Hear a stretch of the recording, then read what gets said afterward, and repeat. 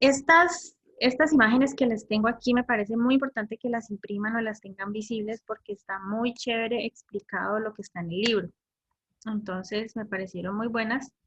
Voy a tratar de bajar el artículo de donde se sacaron porque no pude ayer, pero voy a hacer lo posible por buscarlo y pues para que se lo lean porque está muy chévere las imágenes. Entonces, este es un esquema del alveolo eh, en donde vemos lo que les he estado comentando en clases previas. Esto que se ve en azul claro es el estroma o el intersticio del alveolo, del tabique interalveolar, perdón. Estas células que están aquí adentro son las células alveolares o neumocitos tipo 1, como son estas pequeñas, y el neumocito tipo 2, que son las encargadas de producir el surfactante. En el intersticio encontramos algunos vasos linfáticos que son los encargados de hacer el drenaje linfático por medio de sus canales vasculares, perdón. Y acá afuera está representado el capilar, en el cual pues aquí observamos las células endoteliales normales y miren que aquí está en esta gráfica muy bonito el grosor para que quepa 1 a 2 eritrocitos por el ancho del capilar. Esto pues es una visión normal, un esquema normal, y en este inserto de aquí abajo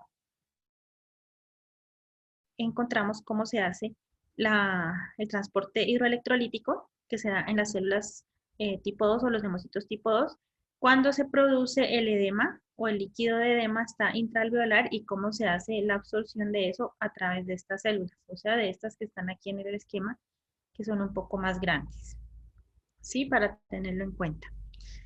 Normalmente hay el pulmón, normalmente se ve así como este que está aquí al lado izquierdo, que es una superficie rosada de color o rosado claro o rosado salmón. Esto que vemos acá arriba en puntitos negros son lo que les había comentado en clase previa, que son las células de carbón o eh, mmm, partículas de la contaminación ambiental, de lo que respiramos, que se depositan en los macrófagos y ellos ya quedan a nivel del tejido. Ellos como quedan fijos, ellos una vez hacen la fagocitosis de la partícula de polvo, de la partícula contaminante o de la partícula del cigarrillo, se quedan ahí fijas y por eso es que quedan, como se ve aquí, en esta zona predominantemente. O si ustedes ponen un poquito más de detalle, hay unos puntitos distribuidos a través de toda la superficie pulmonar, en donde son estas mismas células, pero un poco más dispersas. Se alcanza a ver como un patrón reticulado, como que fueran fichas de, de rompecabezas. Esa es la consistencia normal y al corte pues es un color también rosado claro, que si uno hace presión sobre el tejido, salen las burbujitas de aire o se produce el fenómeno que se llama crepitación.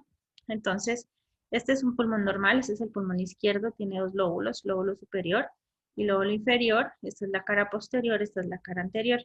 Y este que está enfrente es un pulmón completamente hemorrágico edematoso, en donde miren que este patrón aquí como de piezas de rompecabezas se ve aquí más acentuado. Esos rebordes ennegrecidos son sangre y líquido edema, puestos en medio del tejido. Se ve una superficie muy líquida, muy edematosa. Y pues al corte, lo característico es que cuando se hace presión sobre el tejido, hay salida de aire con espuma, entonces es una espuma rosada que es característica de los pacientes que están en edema pulmonar cuando consultan al servicio de urgencias o cuando consultan a un centro hospitalario. El paciente remite, a los familiares remiten que la tos que presenta, la tos como mecanismo de defensa para eliminar el líquido que está en el interior de los pulmones, la tos tiene una expectoración, una producción de una espuma rosada, eso es muy característico. O cuando se intuba a estos pacientes, en el momento de poner el tubo orotraqueal, pues también hay salida de material espumoso rosado. Ustedes deben recordar en sus clases, no sé si ya la doctora Noelia les habló de esto, yo creo que sí. Aquí pues es un repasito.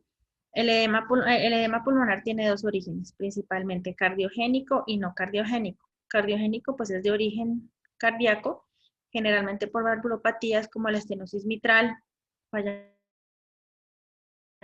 ventricular izquierda o la ICC izquierda, como vimos en la clase pasada, y esto principalmente se debe a infartos, a cuadros de infarto previo, o cardiomiopatías, arritmias a nivel de la frecuencia cardíaca, que haya hipertensión arterial sistémica, hipertensión arterial pulmonar o renovascular. Los mixomas atriales, los mixomas son tumores que son benignos, como su fijo lo dice. Ya cuando estemos viendo tumores vamos a ver que los tumores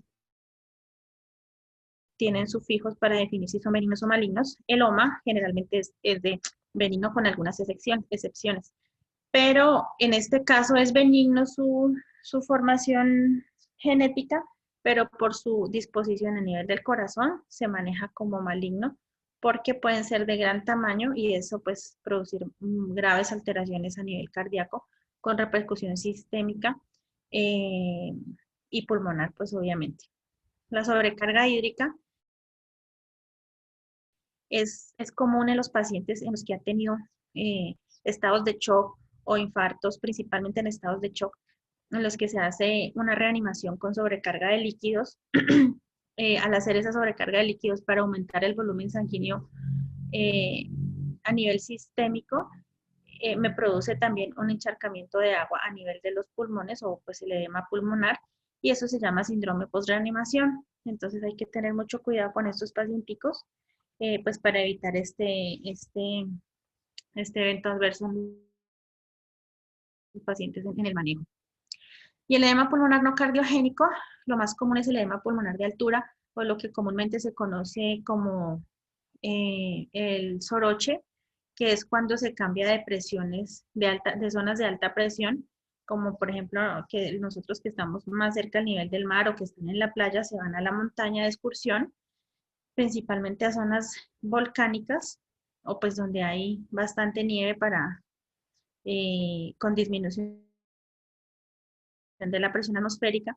Esto nos produce unas alteraciones de las presiones intersticial y oncótica, produciendo edema pulmonar de altura. El pulmón neurogénico generalmente es debido a alteraciones pulmonares por compromiso neurológico, principalmente por accidentes o tumores que me producen alteraciones en el eje neurohormonal y producen el pulmón neurogénico, el nefrogénico lo mismo, pero a nivel de riñón. El síndrome de distrés respiratorio del adulto es muy común y ahora ustedes escucharán mucho este término respecto al COVID-19 porque lo que principalmente produce es un síndrome de estrés respiratorio del adulto en el que principalmente vamos a tener implicadas infecciones como neumonías, los tóxicos o drogas, las picadas por escorpión producen síndrome de estrés respiratorio del adulto, las alteraciones por radiación y el síndrome de casi ahogamiento, como su nombre lo dice, son personas que pues han estado mucho tiempo bajo el agua y casi mueren por ahogamiento, pero alcanzan a ser rescatadas a tiempo y se hace reanimación. Estos síndromes de casi ahogamiento son más graves en personas que se ahogan en agua de mar, porque como es salado, ustedes saben que el sodio trae más agua. Entonces, al haber más agua a nivel intraalveolar, pues va a hacer una alteración de presiones intraalveolar con diferencia a la vascular, entonces va a sacar toda el agua que tenemos dentro de los vasos hacia los alveolos. Entonces es mucho más grave un ahogamiento en agua de mar que en agua de río, por eso. Por reexpansión pulmonar, esto es generalmente cuando han habido tumores o lesiones compresivas por fuera de los pulmones, que al momento de hacer la reexpansión se produce el edema pulmonar agudo. Post-trasplante, por neumoconiosis, esos son principalmente enfermedades laborales, o en pacientes que están embarazadas, pues que tienen ya otro tipo de compromiso sistémico. Este es un cuadrito que ustedes también lo tienen en su libro y es importante que lo repasen y lo tengan en cuenta.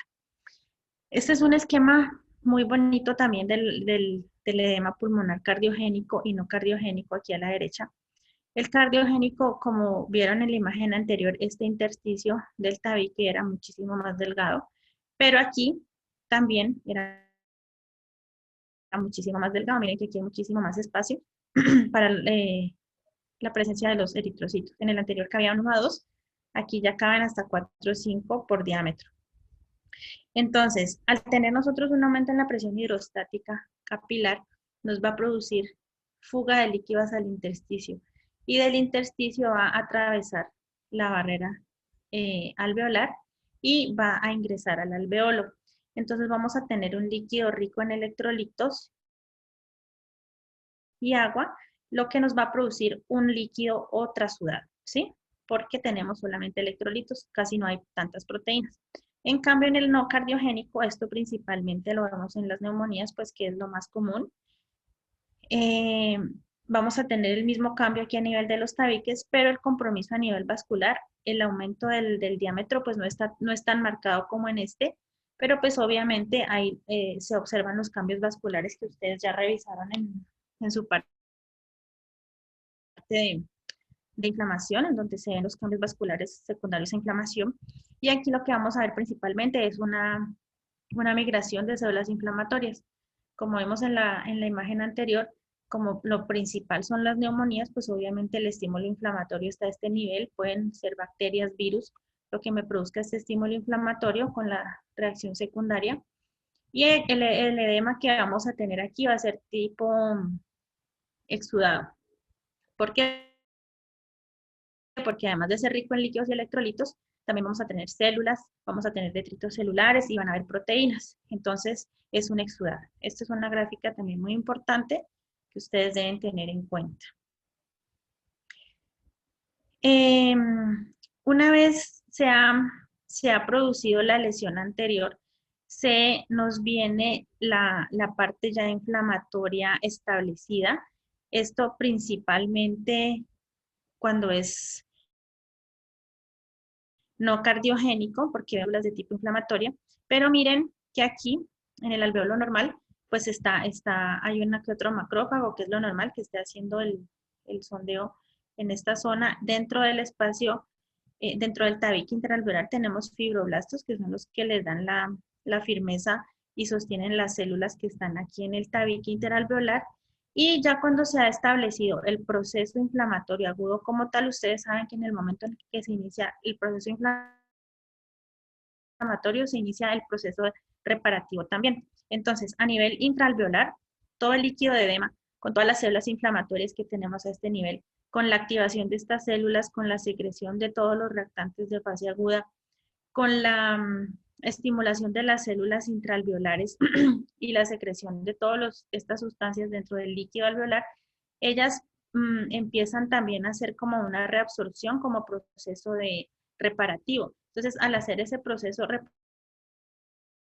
reparativo, pues estar implicadas todas estas moléculas y todo el estímulo inflamatorio, esa reabsorción se empieza a condensar en una membrana rosada, como se ve en esta imagen, que es la membrana, la característica membrana hialina. Aquí dice membrana hialina. Entonces, ¿esto qué es? Esto es una condensación de todo este líquido de edema en donde vamos a encontrar fibrina, detritos celulares y podemos encontrar todas estas moléculas a este nivel. Y esto pues es como una barrera un poco más fija y más fuerte que me va a impedir que se haga el intercambio de oxígeno a este nivel. Esto a nivel intraalveolar.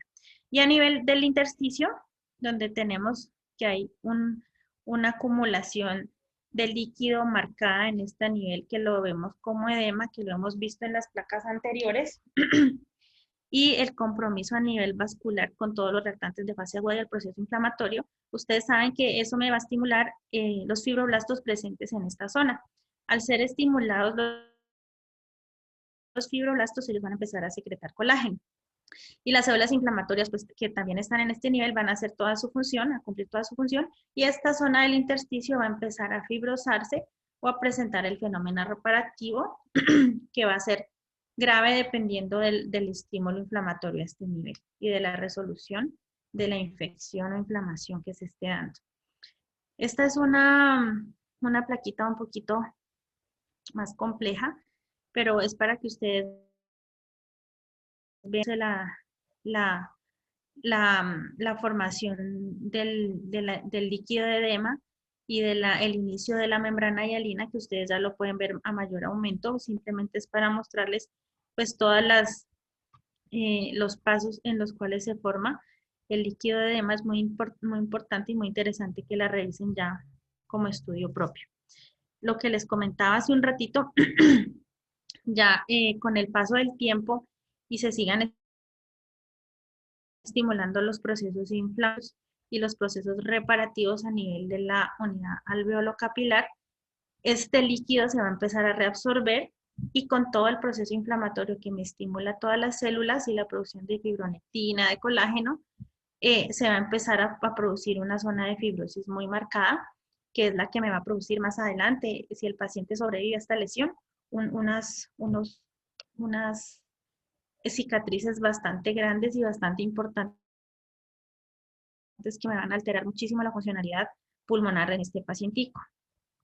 Estas ya son las imágenes de sus plaquitas. En este caso, alcanzamos a ver los tabiques interalveolares, que son estos que se ven más rosados en el centro, como si fueran los bordes de una baldosa, que están un poco más teñidos. Y en el centro, el líquido de edema, que es esta coloración rosada que está ocupando el alveolo.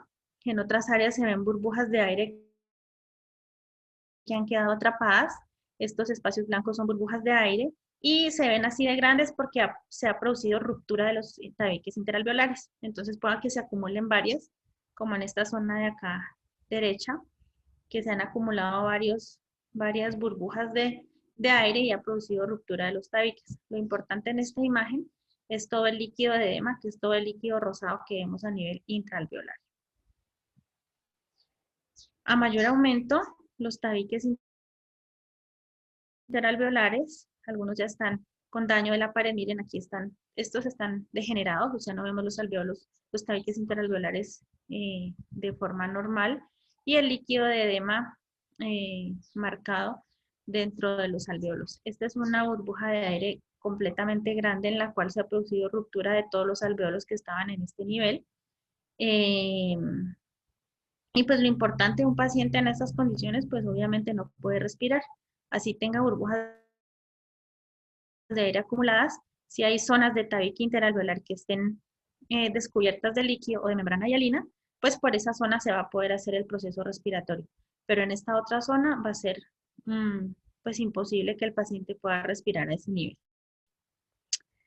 Cambiando de tema, vamos a revisar unas placas de trombosis en donde es muy importante aclarar estos dos conceptos, el trombo y el coágulo. El trombo se produce en una persona viva, se produce por lesión en la pared vascular y está adherido a la pared. Es duro, es de una consistencia bastante dura. Si ustedes más adelante tienen la oportunidad de realizar autopsias, en el momento de hacer la palpación, de abrir la arteria o la vena, principalmente arterial, pues que son los más letales, ustedes tienen la oportunidad de tocarla. Es una consistencia bastante dura y es como una tiza delgadita y que se puede partir, se puede así desmoronar. En cambio, los coágulos se forman en estados post-mortem. No encontramos lesiones a nivel de la pared vascular, no está adherido al vaso y es elástico. O sea que cuando ustedes lo toman entre sus dedos y lo aplastan, el tejido se va a aplastar también, o sea, no tiene una consistencia dura. Los mecanismos patogénicos de la lesión trombótica, los tenemos aquí. Este cuadrito está en su libro también, que se llama la triada de Virchow. La famosa triada de Virchow está formada por tres partes, como dice su nombre, triada. Hay lesión endotelial, hay estados de hipercoagulabilidad y hay alteraciones en el flujo sanguíneo. Toda la combinación de estas tres me va a formar trombosis en cualquier parte de la economía vascular. Entonces, esto viene, lo que les acabo de mencionar, se explica aquí. Este es un vaso normal en donde están los eritrocitos, las plaquetas, los linfocitos, vienen en un flujo laminar en el vaso. posteriormente se produce una lesión vascular. Esta lesión vascular me va a producir exposición del colágeno que está aquí en la membrana basal, que es esta línea negrita, y me va a exponer el factor 3 o la tromboplastina tisular. Al exponer estas moléculas, pues se va a desencadenar la cascada inflamatoria, perdón, la cascada coagulatoria, para empezar a formar el trombo de fibrina. Posteriormente se ha formado el trombo de fibrina, va a ocurrir la adhesión plaquetaria, en donde el objetivo principal es contener el sitio de hemorragia aquí, o sea, tapar esta lesión para evitar que siga saliendo sangre. Y posteriormente, eso se llama la estabilización de la formación inicial del coágulo y posteriormente la estabilización del coágulo, en donde se han activado ya todos los procesos de coagulación, se han ido uniendo a este trombo eritrocitos, plaquetas, fibrina, una que otra célula inflamatoria y esto es lo que le da la estabilidad al coágulo. ¿Listo? Al nosotros tener esta lesión así interna dentro del vaso, esto también me va a producir alteraciones del flujo sanguíneo. Entonces, más adelante sobre este mismo vaso, esa turbulencia en el flujo me va a producir lesiones otra vez endovasculares que me van a seguir provocando este proceso una y otra vez a lo largo de todo el vaso comprometido. Esta es la plaquita que ustedes tienen para revisar, en donde tenemos esta pequeña de aquí y esta otra pequeña de acá, son dos arterias, y esta grande con esta otra, y esta otra de aquí son venas, ¿sí? ¿Por qué sé yo que son arterias? Y arterias generalmente son concéntricas, son más pequeñas, la capa muscular es muchísimo más gruesa que las venas, y las venas son más grandes, más dilatadas, y la capa muscular es mucho más pequeña que las arterias. Esta que vamos a ver aquí es una arteria, en donde vemos el engrosamiento de la pared, perdón, esta es la capa muscular, en donde hay irregularidades, aquí está más engrosado, aquí está más delgado, y vemos como un festoneamiento dentro de la luz, que es donde se depositan el colesterol y los macrófagos cargados con colesterol a este nivel para formar los ateromas.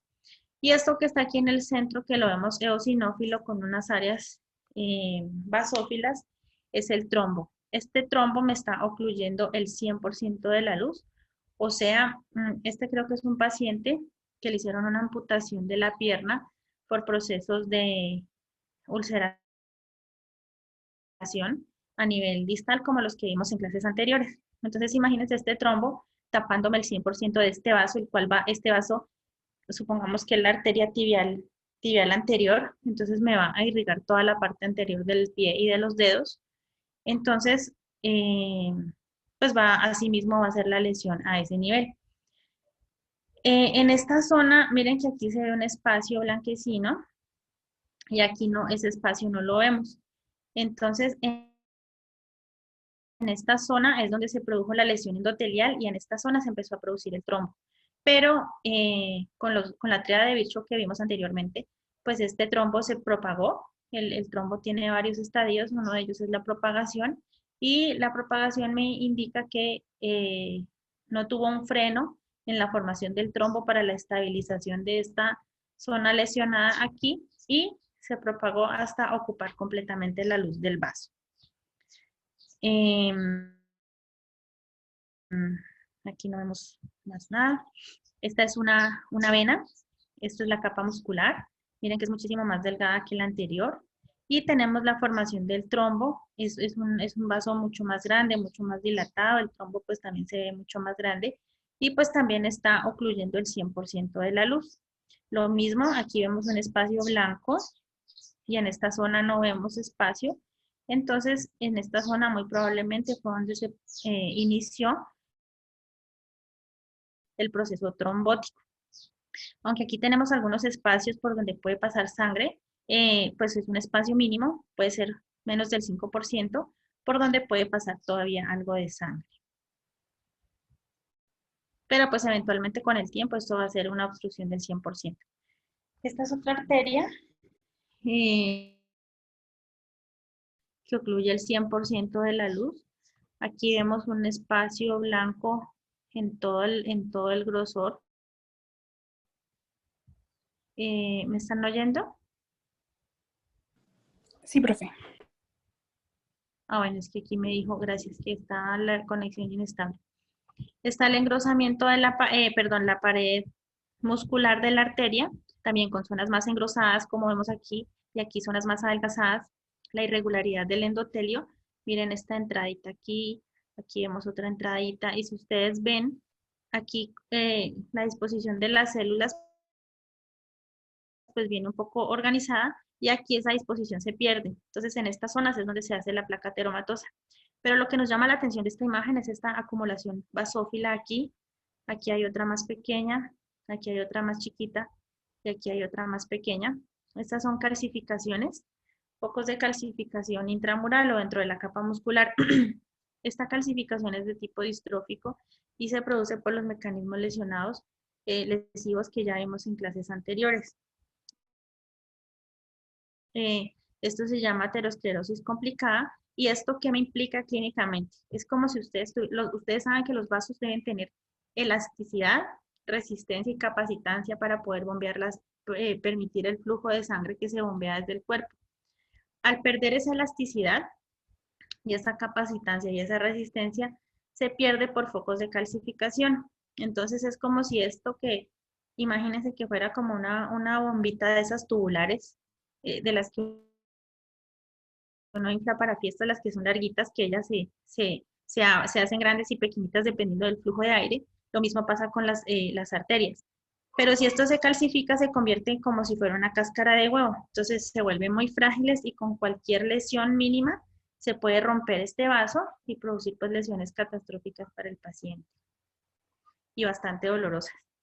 Aquí a mayor aumento el foco de calcificación distrófica que está en toda la capa media. Y miren aquí lo que les mencionaba, estas zonas que se incluyen dentro del espacio vascular, es donde se depositan los macrófagos cargados con colesterol y el colesterol como tal. Y aquí el festoneamiento del endotelio. Aquí también tenemos depósito de colesterol y el foco de calcificación. El trombo es este que vemos acá, un poco más rojizo. Esta es una plaquita que los chicos del semestre pasado no la vieron porque solamente tenemos una placa, pero es una forma de estudiar los trombos vasculares y es la ortitis sifilítica. La ortitis sifilítica, como su nombre lo dice, es una inflamación de la aorta y es producida por el treponema pálido. Esta lesión se puede ver 5, 10, 15, hasta 30 años después de haberse producido la infección y generalmente en pacientes en los que no se les adecuaba. Entonces, ¿qué es lo que pasa? Hay una arteritis, o sea, hay una inflamación de la pared arterial con inflamación granulomatosa, o sea, vamos a tener formación de granulomas, no caseificantes, como vimos ya en la clase de granulomas. Esto puede afectar también el ostium coronario y se produce una endarteritis y una periarteritis, o sea, se nos va a comprometer la parte interna cerca del endotelio y una periarteritis cerca de la adventicia. Obliterativa quiere decir que me produce obliteración de la luz vascular y pues con la consiguiente formación de trombo. Principalmente vamos a tener linfocitos y macrófagos, que en este caso no los vemos, eh, pero pues lo principal es la endarteritis y la periarteritis obliterativa. Entonces, la plaquita que ustedes tienen, ya la vamos a ver. Esto es clínicamente, este es el callado de la aorta. De aquí hacia acá sería la aorta descendente, parte torácica, de aquí parte abdominal, pero miren la alteración en esta zona, cómo se ha producido, con unas lesiones a nivel de la pared muy marcadas. Y a mí me llama mucho la atención esta zona de aquí. Por aquí muy probablemente en el en cualquier tiempo o momento, este paciente va a hacer una ruptura. Miren que esta es la capa muscular, lo que se ve aquí un poco gris. Lo blanco es por donde viene la sangre y aquí hay una lesión en sacabocado de la capa muscular. Entonces, esta zona de aquí se ha perdido y dentro de poco esta zona que aquí estaría la adventicia se va a romper y va a producir una lesión pues mortal en este paciente. La aorta abdominal no está tan comprometida, eh, pero pues miren el gran compromiso. Creo que esta imagen es de este mismo paciente en donde han retirado parte del pulmón, corazón y la aorta. Entonces miren el compromiso hemorrágico a nivel pulmonar, la dilatación cardíaca tan severa con hipertrofia, porque vemos aquí engrosada la pared. Y en esta imagen dicen que es un aneurisma saccular, o sea que se hace, se hace un aneurisma, es una dilatación de la arteria y se hace en forma de saco, es así redondito. Sería como este de aquí. Un aneurisma saccular es así que se hacen bolitas, como una bolita por fuera. Aquí tenemos una imagen del treponema en esta coloración especial que se ve así como un resorte. Estos son los, los, los microorganismos y este es macroscópicamente cómo se ve la arteria. Estas zonas blanquecinas amarillas son focos de ateromas, así se ven, y eso es lo que yo les digo, que luego si se calcifica se hace tan frágil como una cáscara de huevo. Y estas arrugas que se ven en la capa, este es el endotelio. Estas arrugas que se ven así longitudinales son arrugamientos en corteza de árbol característicos de la ortitis sifilítica. Entonces, para tenerlo en cuenta. Ya microscópicamente, aquí tenemos la capa muscular de la arteria, que es toda esta que estoy mostrándoles aquí, que se ve rosada, rosada y, pues de un grosor un poquito aumentado. Pero lo que les estaba diciendo, lo de la endarteritis, sería proceso inflamatorio cerca de la íntima y la periarteritis cerca acá de la adventicia, o puede estar a cualquier nivel. Aquí vemos que hay presencia de infiltrado inflamatorio y de zonas hemorrágicas en toda la pared. Entonces, este es un compromiso bastante grave y marcado de este paciente. Y acá en el centro, la formación del trombo. Otra imagen donde vemos la pared de la arteria con el proceso inflamatorio aquí a este nivel. Miren que se ve una coloración diferente, más azul, cerca del endotelio, con focos de hemorragia y lo que se ve más basófilo, el infiltrado inflamatorio, y la zona del trombo en la luz arterial.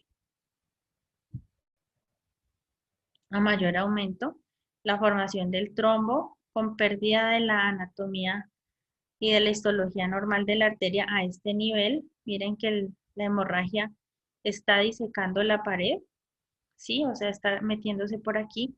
Y pues el proceso hemorrágico a este nivel e inflamatorio en casi todo el grosor de la pared. Y ya para terminar, vamos a ver el infarto renal, en donde vemos histológicamente, reconocemos estructuras. Este es un glomérulo, esto es otro glomérulo, otro glomérulo. Ustedes recuerdan, los glomérulos son ovillos vasculares capilares, donde se produce la filtración de la sangre para formar la orina. Este espacio blanco es el espacio de Bowman y acá afuera la cápsula de Bowman. Aquí es donde cae la orina y por los túbulos es donde va a salir la orina hasta llegar al conducto recolector final para ya luego salir por los uréteres, por la pelvis renal y de allá los uréteres. Entonces, la zona más susceptible y más afectada por procesos isquémicos va a ser la zona de los túbulos. Pues como les acabo de mencionar, el glomérulo es un ovillo de vasos, entonces va a ser un poco más resistente. Y los primeros hallazgos los vamos a encontrar a nivel de los túbulos. Entonces me disculpan por esta imagen que está un poquito borrosa, pero más adelante la vamos a ver mejor. Esta zona de acá, perdón, se ve más basófila. Vemos la presencia de núcleos. Y esta zona de acá, como mencionábamos en clases anteriores, sería la zona fantasma, las células fantasma, en donde vemos túbulos, donde está la huella de donde estaban los túbulos, sin nada de núcleos. Acá alcanzamos a ver un poquito de infiltrado inflamatorio, pero esta es la zona principal, y miren que se ve esta línea que se ve aquí es un artefacto de la cuchilla que estaba dañada a ese nivel y que va así el tejido, pero miren que más o menos aquí por donde estoy pasando el cursor es por donde se ve la delimitación de la zona de infarto y la zona viable, que es lo característico de los infartos renales. Si ustedes vieron en su libro, hay una imagen que dice infarto en cuña renal, entonces se ve así como si fuera un triangulito, con la base hacia la cápsula y la punta hacia la pelvis, hacia la médula renal o pelvis renal. En esta zona encontramos aquí los glomérulos, aquí otro glomérulo y el resto de túbulos que están viables, con unos núcleos pues que están viables todavía, pero que ya empiezan a mostrar ligeros cambios de hipoxia, como es la hipereosinofilia citoplasmática, y algunos ya, como este, está empezando a presentar degeneración hidrópica por la acumulación de gotitas de agua, en este caso sería de agua, dentro del citoplasma. Por aquí hay unos ductos que ya empiezan a tener desprendimiento de células y muerte de células, como esta, por ejemplo, que estoy aquí mostrando. Por aquí hay otras que también están empezando con el proceso de hipoxia muchísimo más marcado. Esta es la zona infartada, en donde vemos las huellas de donde estaban los ductos, los túbulos, perdón, el citoplasma eosinófilo, los núcleos sin núcleos, y el infiltrado inflamatorio, que es de tipo polimorfonuclear, eh, ingresando pues a la zona infartada para hacer el retiro de estas células lesionadas y necróticas. Eso era todo para hoy. ¿Alguna pregunta? Una pregunta, ¿usted me podría repetir lo de los macrófagos en la placa que se ve en la arteria con el trombo? Es que no escuché muy bien. Ya voy. Me estoy ubicando allá.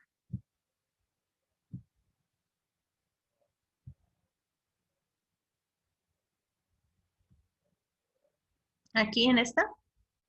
Mira, aquí en estas zonitas levantadas de la luz arterial, eh, se, con tinciones especiales, pues sí, pero estas celulitas que se ven aquí principalmente como espumosas son la acumulación de lípidos y macrófagos cargados con lípidos, que son los que hacen los ateromas a nivel de las arterias. ¿Era eso lo que me preguntabas? Sí, profe, muchas gracias. Listo. Profe, ¿Alguna otra entonces pregunta? en los Dime. ateromas, ¿en qué parte en la íntima fue que dijiste? Es que tampoco te escuché muy Sí bien. se llora, aquí en la ITU, subendoteliales. Principalmente empiezan subendoteliales y luego ellos hacen levantamiento del tejido y posteriormente se empiezan a ir hacia abajo, hacia la capa muscular. Listo, profe. Ujú. En donde decías que se iba perdiendo la disposición de las células, es que tampoco escuché muy bien, dijiste que se formaba una placa de qué. Ateromatosa. Ok, gracias. Bueno. ¿Alguna otra pregunta? Profe, yo tengo una duda. Dime. Entonces, en el edema, ¿se podría decir que los tabiques intraalveolares se vuelven más delgados, No, en el edema se ponen más gruesos. gruesos? Ya. Ajá. Lo que pasa es que en esta, mira, aquí está este esquemita es muy bonito. A mí me gustó muchísimo. Voy a hacer lo posible por bajarlo. Mira, aquí la pared se ve delgadita, la azulita, que sería, el tabique es el grosor de todo esto, ¿no? Sino que aquí me está mostrando un alveolo. Entonces, como aquí viene otro alveolo, entonces estaría el intersticio y la pared alveolar. Entonces, digamos, eh, haz la imagen tú mental de que esto mismo se hace el doble hacia acá. O sea, supongamos aquí una medida de 1 milímetro, ¿ya? Desde este alveolo hasta el alveolo que viene acá, ¿ya? Sí, profe. Y mira con el edema como hay salida de líquido hacia el intersticio, mira lo engrosado que está, más el capilar que está vascularizado. Entonces esto es como el triple.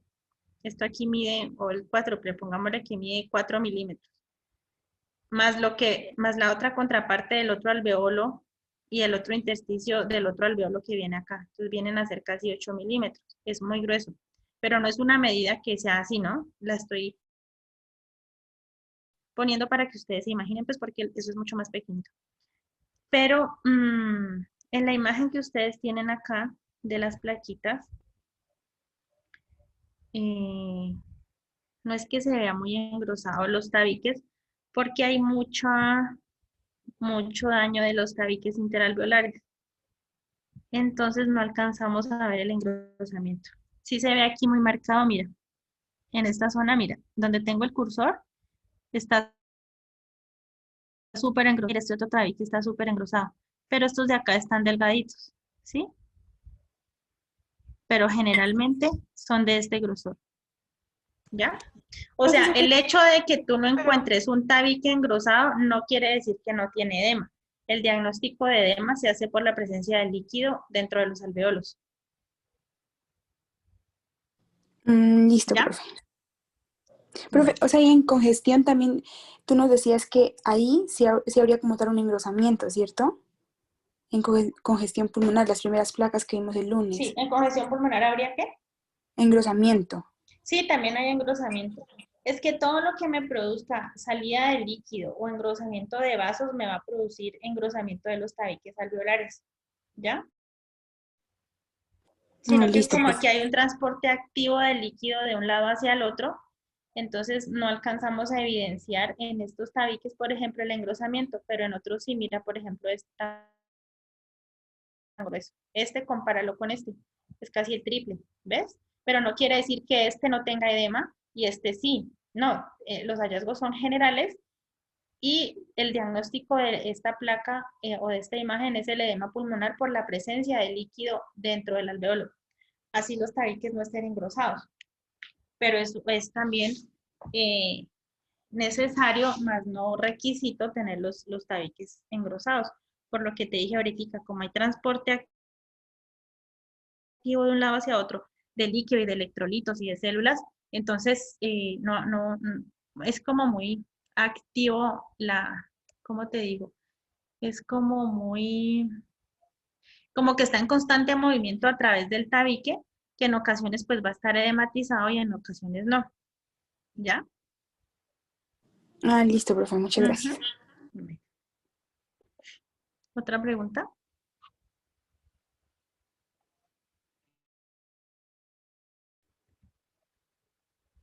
Antes yo creo que ya podemos dejar de grabar.